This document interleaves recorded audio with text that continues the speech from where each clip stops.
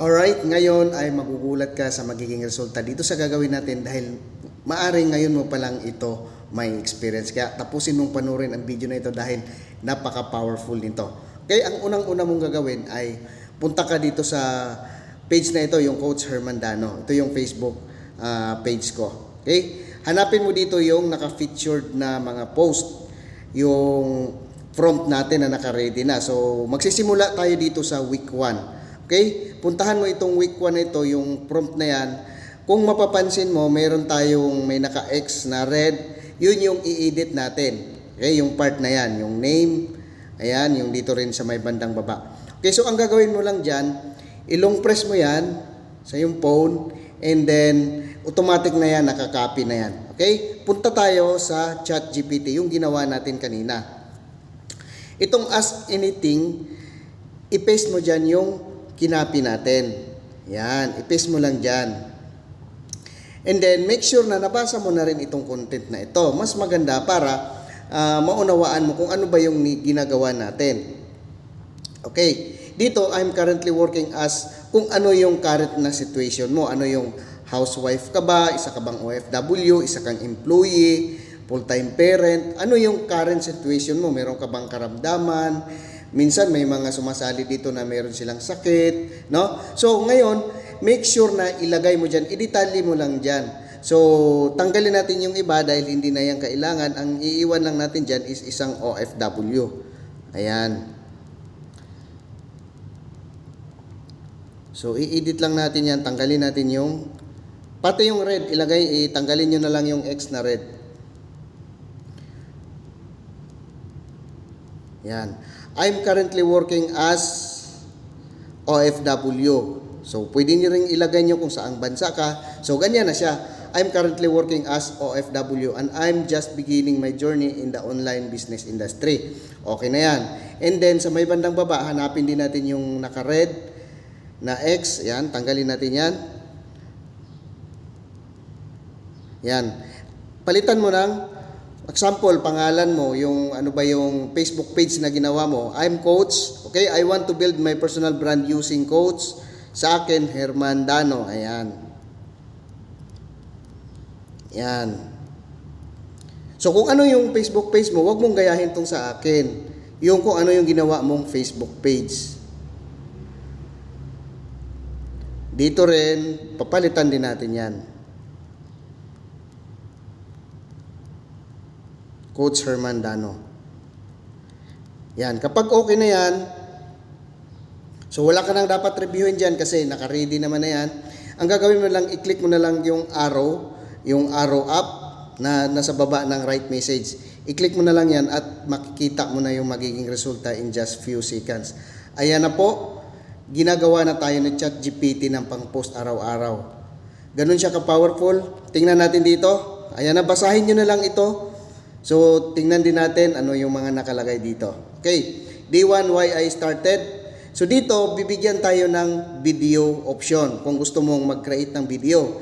So, nandyan na rin yung sasabihin mo.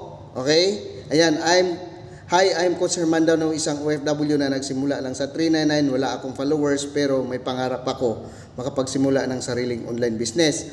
Kahit wala ako sa pamilya, hindi mo kailangan maging expert basta may phone ka, may paraan. Ayan. Ganun lang yung content mo sa video kung gusto mong mag-create ng video. And then sa pang-post mo naman, okay? Ngayon, eto, bibigyan ka ng instruction sa morning post 9 AM. Bakit ako nagsimula? Dahil gusto kong makapag-ipon habang nandito ako sa abroad. Ayan. Pero tandaan mo na hindi ito yung magiging sagot para sa iyo. Okay? Para sa akin ito dahil yung nilagay ko kasi is about OFW. Kung ano yung ilalagay mong current situation, isa kang empleyado dyan sa Pilipinas, ayan, isa kang full-time housewife, iba din yung magiging sagot sa'yo. Okay? So, ang kagandahan dito is naka-ready na siya. Meron tayong pang-post ng morning, okay? Meron din dito pang-post ng 11:30 AM. Ayan. Tapos, binigyan na rin tayo ng instruction dyan kung ano yung ilalagay natin na picture, photo, wallet with note saying 399 lang, may mock-up or mock-up pic showing you reading some something online. So, intindihin mo na lang yung visual idea na ibibigay ni ChatGPT. Ayan. Quoted card, you don't need to be great to start. You need to start to be great. Ayan, ang ganda. And then, meron ding pang post para sa evening. Ayan. Sa dami ng responsibilities bilang isang OFW, so, meron na rin visual idea dito kung ano yung picture na ipopost mo, no? So, naka-ready na rin dyan lahat. So, sa day 2, meron na rin tayong pang post sa day 2, pang kinabukasan. Okay? Ayan. Ngayon, dahil dito ay ang binigay lang niya is pang 2 days lang, basahin mo yung pinakadulo. Would you like me to continue now day 3 to day 7? Okay. Mag-reply ka lang ng yes at ibibigay na yung pang day 3 to day 7. Ayan. Tingnan natin kung ano yung magiging sagot niya dyan.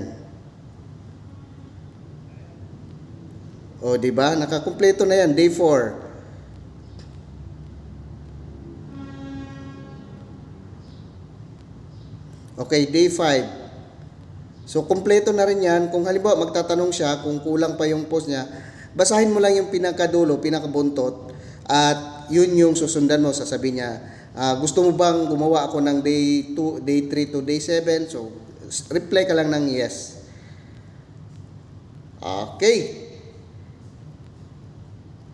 So, dito, wag mo na lang gawin tong sa may next step sa may bandang baba kung ano pa yung ibibigay niyang instruction kasi ang mangyayari dyan ay magkikreate ka na, pupunta ka na sa Canva. So, ngayon, kung may idea ka na mag-create ng Canva, pwede mo siyang sundan. Okay, so ganun siya kaganda. Basahin nyo muna ito bago nyo ipopost ito, no? Intindihin nyo kung ano yung nakalagay dito.